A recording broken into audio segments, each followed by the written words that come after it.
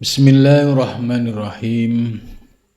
Alhamdulillahilladzi allamani bi ulumil ulama'il muwahhidin wal muhaqqiqin wa arsyadani ila tariqim mustaqim. Wassalatu wassalamu ala sayyidil wujud wal arwah nabiyyina Muhammadin sallallahu alaihi wasallam alladzi ja'a bisyari'ah wat tariqah wal haqiqah wal ma'rifah. Wa ala alihi wa sahbihi ajmain amma ba'du. Subhanaka la ilma lana illa ma 'allamtana innaka antal alamul hakim. La haula wa la quwwata illa billahil aliyyil azim. Malam ini kita melanjutkan pengajian kitab Tanbihul Mukhtarin. Sudah sampai pada halaman 178 membahas tentang keteladanan para ulama salafus sholih, yaitu istiqomahnya mereka dalam melaksanakan qiyamul lail, baik dalam kondisi syaifan wasitaan. Ini kondisi negara Timur Tengah zaman dulu itu ada musim panas dan musim dingin. Tapi kalau di Indonesia ya tentu berbeda. Qiyamul lail ini ibadah sunnah. Tapi sunnahnya itu termasuk sunnah yang muakkad, yang sangat dianjurkan. Maka para ulama-ulama sholihin menjadikan qiyamul lail itu sudah menjadi wadhifah, aktivitas rutin tiap malam. Ini namanya wadhifah. Karena itu kalau kita sebagai salik orang yang belajar menuju Allah, paling tidak bisa bercermin dengan apa yang menjadi keteladanan para ulama salafus sholih. Mereka mendapatkan kedudukan yang mulia di sisi Allah karena keistiqomahan mereka di dalam melaksanakan qiyamul lail. Posisi qiyamul lail ini dalam kitab fikih ini termasuk sunnah tapi yang muakkad, yang sangat dianjurkan. Bukan termasuk sholat fardu gitu. Jadi posisinya disesuaikan dengan hukum syar'i, maksudnya yang fardu sholat 5 waktu, sedangkan yang lainnya itu disebut sholat sunnah. Qiyamul lail termasuk sunnah yang muakkad. Bagi umat Islam secara umum ketika mereka sudah melaksanakan sholat 5 waktu ini sudah ideal. Sudah bagus lah, namanya orang dikasih perintah oleh Allah sholat 5 waktu kemudian dijalankan, dilaksanakan dengan baik. Maka ini secara umum ini sudah bagus.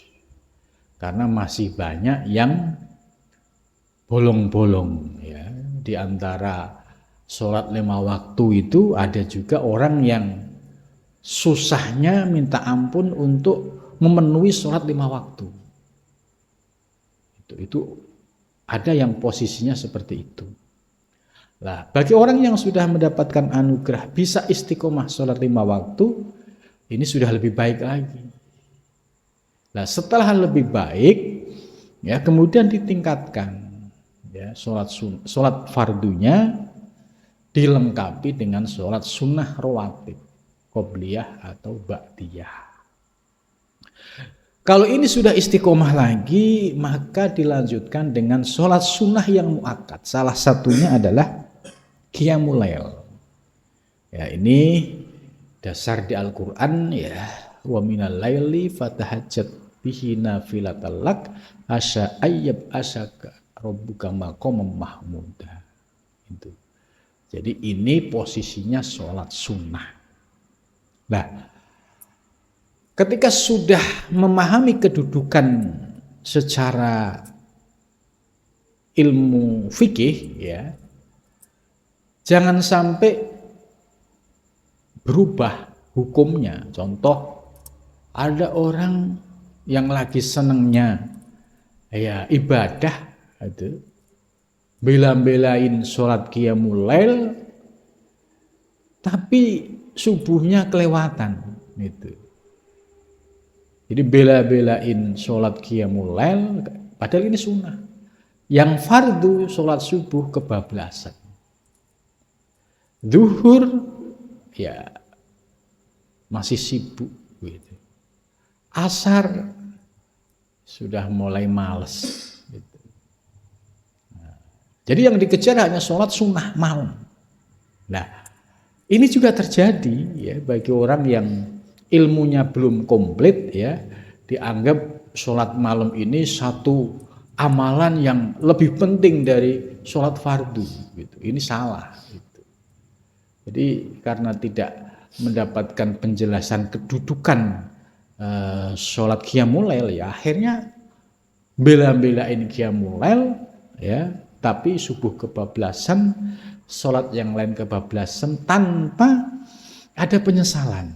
Dan ini terjadi rutin, bahkan menjadi kebiasaan. Nah, kalau itu seorang salik, ya maka perjalanannya cacat. Cacatnya di mana? Ya tidak memenuhi apa yang telah diajarkan oleh Nabi dalam menjalankan syariat. Syariatnya Nabi kan yang utama sholat fardu 5 waktu. Mau dapat poin, ya tambah yang sunnahnya. Mau dapat poin lagi, tambah yang sunnah muakkadnya gitu. Jadi kalau paham kedudukan sholat malam secara ilmu, oh dia bisa memilah, oh ya yang fardu, yang pokok itu yang sholat fardu, sedangkan yang sunnah itu sebagai pelengkap. Lah, akan tetapi bagi orang yang sholihin ya, sudah pasti sholat fardunya sudah istiqomah ya, sudah pasti sholat rawatibnya istiqomah, maka kemudian ketika naik membiasakan qiyamul lail, tiap malam bangun sholat zikir, itu menjadi wadifah, menjadi kebiasaan rutinitas setiap hari. Lah, mereka inilah yang disebut sebagai ya orang-orang yang mencapai pada derajat sholihin. Karena tidak mungkin orang yang bisa ya lengkap ibadahnya, yang fardu dilaksanakan, yang rawatib dilaksanakan, yang sunnah muakkad dilaksanakan, kalau bukan orang-orang yang mendapatkan anugerah ya paling tidak dicintai oleh Allah Subhanahu wa ta'ala. Maka dalam hal ini ya hadis Nabi ya, ini yang dijadikan rujukan oleh mu'alif, alaikum biqiyamil lail, ya wajib bagimu, wajib dalam pengertian bagi orang yang sudah paham ilmunya. Itu. Jadi wajib dalam pengertian orang yang sudah paham ilmunya tanpa meninggalkan yang fardu gitu. Artinya mewajibkan untuk diri sendiri supaya istiqomah. Yaitu dengan melaksanakan qiyamul lail, karena qiyamul lail itu sebagai ya kebiasaan orang-orang sholihin. Itu kita bisa lihat ya orang-orang yang dicintai oleh Allah itu tiap malamnya ya jarang tidur, ya pasti digunakan untuk ibadah, ya zikir dan aktivitas-aktivitas yang untuk menghidupkan malam ini. Lah, keutamaan qiyamul lail adalah wa muqarribatan ila rabbikum, sebagai jalan untuk mendekatkan diri kepada Allah. Wa takfirun li khotoyakum, berikutnya yaitu penghapus segala dosa. Jadi misalnya kita memiliki dosa-dosa masa lalu atau dosa zahir maupun batin, ya dengan qiyamul lail, dengan istighfar di malam hari, itu akan ya diampuni oleh Allah Subhanahu wa taala segala kekhilafannya dan kesalahannya. Wa manhatan anil ismi, dan bisa menjadi pencegah dari segala dosa. Wa mutradatan lidai anil jasad, dan bisa menjadi obat bagi jasad, bagi orang yang qiyamul lail, apalagi sebelum qiyamul lail itu mandi dulu, itu memiliki banyak keistimewaan. Selanjutnya waqalat Ummu Salman, dan berkata siapa Ummu Salman bin Dawud alaihi salatu wassalam. Jadi orang-orang yang dikutip pendapatnya oleh mu'alif Syekh Abdullah Asy'arani, ya orang-orang yang sudah masyhur kesalehannya pada zamannya. Ya bunayya, hai anakku, la tanam, janganlah kamu tidur al-laila, di malam hari. Fa innaman, maka sesungguhnya orang nama yang tidur, siapa man al-laila, di malam hari, jaa, maka datang siapa man yaumal kiamati, pada hari kiamat, wahwa, bermula man, muflisun, itu orang yang bangkrut, minal hasanati, dari segala kebaikan.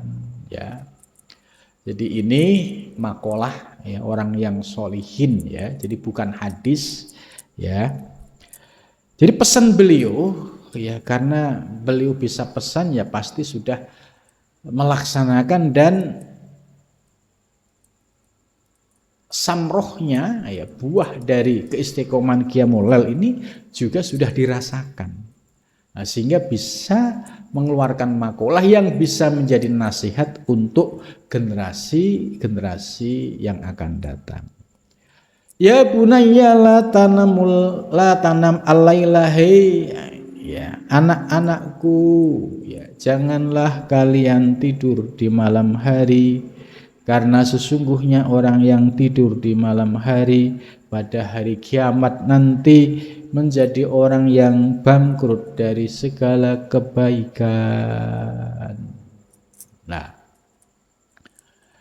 dalam memahami posisi qiyamul lail, ya tadi sudah saya jelaskan, ya hukumnya adalah sunnah muakkad. Itu jangan sampai berubah, ya, mendahulukan sholat sunnah qiyamul lail dianggap seolah-olah wajib, kemudian mengabaikan yang fardu. Ini sudah salah kaprah, ya. Nah, bagaimana kalau seorang salik yang harus bekerja, harus kuliah, itu? Ya tentu di sini perlu keseimbangan, ya, bisa mengatur, ya, supaya ya aktivitas harian tetap jalan. Misalnya dia harus bekerja berangkat pagi atau kuliah berangkat pagi, ya paling tidak ya dia bisa memanage waktunya. Misalnya tidur lebih awal, ya kemudian jam 3:30 ya sudah mulai bangun, nah, terus digunakan untuk qiyamul lail, ya ketika masuk jam 4. Nah, dengan cara begitu nggak apa-apa gitu. Yang penting bisa melaksanakan qiyamul lail ini, ya, dengan bisa dengan sholat taubat, ya 2 rakaat, ya. Kenapa sholat taubat? Ya kita menyadari sebagai hamba, sebagai manusia, ya, tentu banyak kekhilafan dan kesalahan. Ya, sholat taubat itu ya sebagai ya sholat untuk memohon ampun kepada Allah Subhanahu wa taala, ya. Dilanjut dengan zikir istighfar. Kalau Nabi dalam sehari semalam itu sab'ina marrah, 70 kali istighfarnya, ya kalau kita sebagai hamba yang banyak dosanya, ya tentu malu kalau kurang dari 70 gitu. Maka bisa 100, bisa 200, bisa 300. Kemudian berikutnya ya zikir sholawat ya, supaya hati kita memiliki benih-benih mahabbah kepada Kanjeng Nabi. Sebab setiap sholawat yang dibaca oleh umat Nabi Muhammad itu pasti sampai kepada Nabi besar Muhammad Sallallahu Alaihi Wasallam. Maka orang-orang yang sudah istiqomah ya memahami rahasia sholawat ini, ya dia tidak akan meninggalkan dengan istilahnya santainya gitu ya. Pasti ada rasa sedih kalau misalnya sehari semalam itu terlupakan. Nah ini pertanda bahwa hati kita sudah mulai muncul mahabbah kepada baginda Nabi besar Muhammad Sallallahu Alaihi Wasallam. Nah, kemudian ya bagi yang masih ya bekerja atau kuliah, ya caranya tadi mengambil di akhir waktu saja gitu, supaya tidak yang sudah berdekatan dengan subuh ya, sehingga dengan waktu subuh itu jarak waktunya tidak terlalu lama. Nah, bagi yang memang memiliki keleluasaan waktu ya, misalnya aktivitasnya itu dia seorang pengajar, seorang yai ya, dan bukan seorang PNS misalnya, sumber rezekinya juga min haitsu la yahtasib ya, bisa dari hasil kerja, bisa dari sumber-sumber yang lain ya. Maka ketika orang yang pada posisi ini mau qiyamul lail dari jam 2 atau jam 1 sampai subuh, ya nggak ada masalah. Yang penting ya tidak meninggalkan subuhnya gitu. Berikutnya ya yang penting tidak lupa punya kewajiban mencari maisha, sumber rezeki gitu. Nah, misalkan aktivitasnya agak leluasa, ya itu bisa mengatur ritme tidurnya ya sesuai dengan situasinya. Yang penting kewajiban sebagai seorang manusia ya, apalagi sudah berumah tangga, untuk mencari sumber rezeki ini wajib gitu. Nah, ini disesuaikan dengan kondisi masing-masing. Nah, yang menjadi problem itu apabila salah memahami gitu. Dia ilmunya belum komplit gitu. Wah, menganggap sholat malam itu ya lebih utama, bahkan dianggap lebih wajib dari sholat yang lain gitu. Terus mulainya ya tengah malam ya, sementara besok dia bekerja, punya tanggung jawab di kantor dan sebagainya. Lah, ketika dia tidak bisa mengatur waktu, maka pasti ada salah satu yang dikorbankan ya. Korbannya ya pasti bisa jadi secara kualitas kerja di kantor ya terganggu, karena malamnya melek, kemudian belum tidur, terus masuk kerja. Nah, ini kalau terjadi setiap hari ya kan pasti akan menimbulkan masalah baru di kantor. Akhirnya mandorotnya apa? Ya dipecat. Nah, ini yang salah dalam mensikapi tentang qiyamul lail gitu. Nah, kita harus pintar-pintar mengaturnya. Kalau yang dia punya tanggung jawab ma'isyah, ya lebih baik tadi waktunya menjelang subuh atau 1 jam atau setengah jam sebelum subuh, yang penting istiqomah. Itu lebih bagus, lebih istimewa daripada memaksakan diri harus jam 2 itu. Kemudian resikonya ya besok kerja ngantuk ya. Kalau kerja ngantuk terus-terusan kan pasti produktivitas di kantor juga menurun, dan ini dampaknya adalah pada tanggung jawab sebagai seorang profesional. Lah akhirnya apa? Kenapa kamu ngantuk? Ya saya malamnya qiyamul lail gitu. Terus kok bisa posisi qiyamul lail itu wajib? Ya menurut pemahaman saya ini sholat malam yang ya lebih penting daripada yang lainnya gitu. Nah, ketika pemahaman salah dalam mendudukkan sholat sunnah tadi, kemudian dianggap ini seolah-olah ya kewajiban, ya maka berdampak pada aspek lahiriah yaitu duniawi gitu. Nah, karena itu sebagai seorang salik harus cerdas ya, bisa mendudukkan persoalan pada posisinya. Kalau ini sunnah ya sunnah. Misalkan enggak sholat malam juga enggak apa-apa gitu karena sunnah. Tapi kalau kita sudah punya kesadaran pentingnya sholat qiyamul lail, ya dilakukan tapi waktunya sesuai dengan aktivitas kita. Gitu. Yang tadi sudah saya sebutkan di awal. Misalkan kalau kita orang yang freelance ya, oh iya saya besok kosong nggak ada waktu, misalnya nggak ada aktivitas pagi-pagi gitu. Ya dia bisa mulai qiyamul lail jam 1, jam 2 gitu. Habis subuh setelah selesai zikir dan sebagainya istirahat, nah kemudian baru beraktivitas. Nah ini diperlukan kecerdasan kita dalam membagi waktu dan menyesuaikan dengan keadaan. Jadi tidak harus saklek ya. Pokoknya harus jam 1, jam 2. Kalau enggak kalian tidak akan ma'rifah misalnya. Nah ini namanya sudah salah kaprah. Nah, kedudukan sholat sunnah menurut hadis qudsi, kenapa para sholihin itu mengistiqomahkan? Karena punya kelebihan.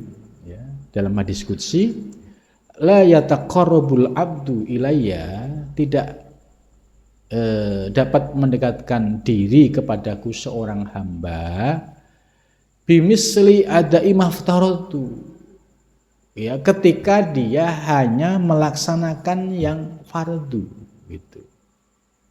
Nah, kemudian berikutnya la yazalul abdu yataqarrabu ilayya, seorang hamba senantiasa dapat mendekatkan diri kepadaku ya bin nawafil, yaitu dengan melaksanakan yang sunnah-sunnah itu. Jadi posisi sunnah ini menyempurnakan dari yang fardu. Hatta uhibbahu, sehingga aku jatuh cinta kepadanya. Oh ya ini hambaku istiqomah sholat fardunya, istiqomah rawatibnya, istiqomah sholat muakkad yang lainnya. Hatta uhibbahu, sampai aku jatuh cinta kepadanya. Wa idza ahbabtuhu, ketika aku mencintai hamba tersebut, kuntu sam'ahu alladhi yasma'u bih, aku akan menjadi pendengarannya pada saat dia mendengar. Jadi diberikan fasilitas oleh Allah, yaitu anugerah mendengar tanpa terbatas oleh ruang dan waktu. Nah ini kalau bukan kekasih Allah tidak mungkin dapat fasilitas ini. Wa basyarul ladzi yubshiru bih, dan dia juga bisa melihat dengan pandangan dari Allah Subhanahu wa taala. Artinya pandangannya tidak terbatas oleh ruang dan waktu. Nah, ini dasar hadis qudsi inilah yang menjadi prinsip bagi para salik, bahwa untuk menyempurnakan perjalanan menuju Allah, pondasinya adalah sholat fardu, kemudian kita sempurnakan dengan sholat-sholat sunnah sebagai jalan taqarruban ilallah subhanahu wa ta'ala. Itu. Wa auhahu ta'ala, dan Allah telah memberikan wahyu ila Daud, kepada Daud alaihi salam. Ya Daud, wahai Daud, kadzdzaba man idda'a mahabbati, kadzdzaba bohong man orang idda'a yang ngaku-ngaku mahabbati mencintaiku. Hei Daud, ya bohong kalau ada orang ngaku-ngaku mencintai Allah, ngaku-ngaku sebagai seorang salik yang menuju Allah, tapi fa idza jannahu lail, ketika masuk malam, nama ani dia tidur melupakan aku, gitu ya. Katanya cinta kepada Allah, tapi ketika malam tiba tidak bergegas untuk bermunajat mendekatkan diri kepada Allah, tapi memilih ya tidur nyenyak ya, melupakan Allah Subhanahu wa taala. Nah, tentu ini harus dipahami secara proporsional ya. Jangan sampai dengan hadis ini kemudian salah kaprah tadi ya, salah memahaminya ya, akhirnya dampaknya ke produktivitas kerja dan lainnya gitu. Jadi seorang salik yang cerdas ya bisa menjaga keseimbangan ya, wadifah-wadifah yang menjadi tugas harian, qiyamul lail, zikir ya, itu bisa diselesaikan tanpa mengganggu wadifah-wadifah ma'isyah ya, untuk mencari nafkah. Sehingga dengan demikian ya, ayafid dunya hasanah, urusan ekonomi ya lancar, wafil akhirati hasanah, urusan ukhrawi rohani juga lancar gitu.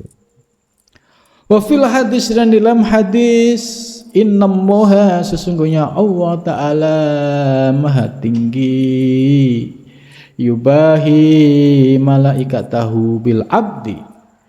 Jadi sesungguhnya Allah itu membanggakan kepada para malaikat, yaitu ya dengan seorang hamba, idza qoma, apabila ya telah masuk malam ya, yatahajjadu, dia bertahajud ya, melangkah menuju kamar mandi ya, terus wudu ya, kalau mau mandi ya mandi ya, lebih bagus untuk kesehatan ya. Minal laili, dari tengah malam, fil lailati, dalam malam, al baridati, yang dingin. Jadi Allah itu bangga kepada malaikat. Hei malaikat, tuh lihat hambaku ya, di tengah malam yang dingin dia bangun ya, wudu, terus kemudian sholat ya, tobat, sholat tahajud, kemudian zikir gitu. Nah, itu Allah tuh bangga ya terhadap hamba-hambanya yang sedang melakukan qiyamul lail di malam hari gitu. Ya, mafhum mukhalafahnya apa? Berarti hamba yang banyak tidur di malam hari ya tidak dibanggakan oleh Allah Subhanahu wa taala. Wa yaqulu, dan berkata, ungduru, wa yaqulu, dan berfirman siapa Allah, ungduru, hei malaikat, lihatlah, ila abdi, kepada hambaku. Tuh lihat tuh hambaku di pojok kampung sana ya, tiap malam bangun itu zikir gitu. Kaifa kharaja min tahti lihafihi, bagaimana dia keluar ya dari tempat tidurnya, watarukat dunia, dan dia sudah meninggalkan dunia. Itu maksudnya ya, ini harus dipahami secara tepat, bukan meninggalkan dunia secara fisik, tapi watarukat dunia ya, dia tidak memasukkan dunia itu ke dalam hati gitu. Sebab berbahaya kalau memasukkan dunia ke dalam hati, sehingga yang terjadi sholat malam malas, apa-apa malas, ragu. Tapi kalau misalnya dia orang yang diberikan anugerah secara materi kaya raya, atau dia memiliki kedudukan, kemudian ya tahu pentingnya qiyamul lail, dia tengah malam tetap bangun gitu. Lah sekalipun dia punya kedudukan yang tinggi, harta yang melimpah, tapi semua harta bendanya dan kedudukan tidak masuk ke dalam hati, sehingga dia lebih memilih bangun tengah malam bersimpuh di hadapan Allah Subhanahu wa taala. Kenapa orang ini bisa seperti itu? Karena hatinya ya sudah dipenuhi rasa mahabbah kepada Allah Subhanahu wa taala. Jadi tidak mungkin orang yang bisa bangun malam, sholat, ya, zikir, itu kalau tidak mungkin hatinya masih dipenuhi dengan kecintaan dunia, pasti sudah mencapai tingkat kebersihan. Ya, sehingga ya dijaga oleh Allah, dimudahkan oleh Allah. Nah, sebab orang yang hatinya kusut, ya, harta, jabatan, ya, semua masuk ke dalam hati, ya, bangun tengah malam, ya hanya kencing, mau sholat males, dzikir apalagi sampai menyelesaikan wadifah zikir yang banyak gitu.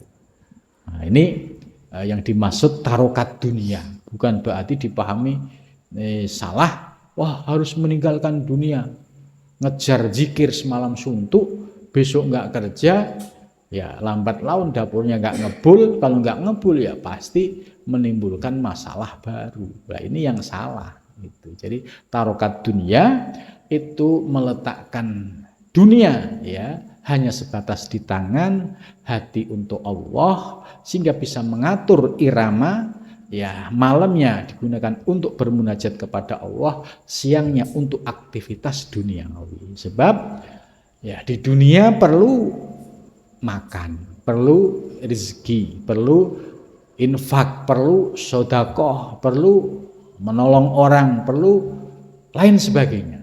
Haji umroh itu semua pakai duit gitu loh. Maka perlu keseimbangan dalam mengatur kewajiban antara ibadah sunnah di malam hari dan aktivitas harian untuk mencari maisha. Jadi ada keseimbangan. Jangan sampai kelebihan mencari mengejar dunia, ya pasti berat ibadah akhirnya. Dan juga tidak boleh berlebihan mengutamakan ibadah, mengabaikan urusan dunia, juga nggak boleh. Seorang profesional ya harus bisa menempatkan secara tepat. Ya, urusan ibadah tengah malam itu urusan pribadi. Tapi kalau dia kerja itu sudah tanggung jawab, harus profesional. Nah, supaya dua-duanya jalan, tinggal kita memanage waktu secara bijak. Gitu. Jadi perlu tadi yang saya sebut di awal, perlu kecerdasan mengatur waktu supaya keseimbangan antara aktivitas untuk akhirat, untuk rohani dengan aktivitas duniawi. Ya, jangan sampai salah memahaminya. Wa imra'atahu, dan meninggalkan istrinya al-hasanai yang cantik-cantik, yunajini, dia lebih memilih bermunajat kepadaku, bikalami, dengan kalamku, yaitu membaca. Ya kalau sholat malam itu kan dari takbir sampai salam itu kan semua isinya munajat kepada Allah, dipahami maknanya, Allahu Akbar, diresapi, terus inna sholati wan nusuki, terus bismillahirrahmanirrahim, diresapi maknanya sehingga benar-benar terasa bermunajat di hadapan Allah Subhanahu wa taala. Asyhadukum, maka aku menyaksikan mereka itu, anni, sesungguhnya aku, qad ghafartu, sungguh aku telah mengampuni, lahu, kepada hamba tersebut. Jadi kalau ada hamba yang istiqomah qiyamul lail, ya, dengan menjaga keseimbangan urusan dunia dan akhirat, maka Allah bangga. Dan Allah sudah janji, qad ghafartu lahu, sungguh aku telah mengampuni segala dosanya. Qala, berkata siapa Nafi, wa kana Abdullah, dan ada siapa Abdullah bin Umar, yakumu, dia melaksanakan qiyamul lail, ya minal laili, dari malam, summa yakulu, kemudian dia berkata, ya Nafi, wahai Nafi, askhor lana, ya maksudnya apakah kita sudah masuk waktu sahur, ya berarti menjelang subuh. Fa aqulu, maka aku menjawab lahu kepadanya, la, belum, gitu. Fayakumu, maka dia berdiri melaksanakan li sholatihi, kepada sholatnya. Summa yakulu, kemudian dia berkata, ya Nafi, hai Nafi, ashorana, apakah sudah masuk waktu sahur, ya mendekati subuh. Fa aqulu, maka aku berkata lahu kepadanya, na'am, ya. Fayakudu, kemudian dia duduk. Fayakhudhu, kemudian dia mengambil fil istighfari, dengan membaca istighfar, hatta yatlu'a, sehingga masuk apa al-fajru, sholat fajar ya. Jadi ini apa yang dijelaskan dalam kitab Tanbihul Muhtarin ini sebagai motivasi bagi kita. Oh ya, kita yang hidup di zaman sekarang ya, kalau pengen mengikuti jejak orang-orang soleh terdahulu, sekalipun Anda orang yang sibuk, ya jangan lupakan qiyamul lail, karena sebagaimana dijelaskan oleh ayat Al-Quran, asa ayyab'asaka maqamam mahmuda. Dengan qiyamul lail ini yang istiqomah, yang ikhlas, Allah akan mengangkat derajatmu pada makom yang terpuji. Jadi artinya ya duniawinya ya mendapatkan kedudukan yang terhormat, secara ukhrawi atau rohani juga mendapatkan kedudukan di sisi Allah, sehingga bisa menjaga keseimbangan antara dunia dan akhirat. Mudah-mudahan kita dibimbing oleh Allah dapat melaksanakan aktivitas duniawi ya tanpa meninggalkan akhirat ya. Begitu juga kita bisa istiqomah urusan ukhrawi tanpa meninggalkan dunia. Mudah-mudahan Allah senantiasa memberi kekuatan lahir batin kita. Amin ya rabbal alamin.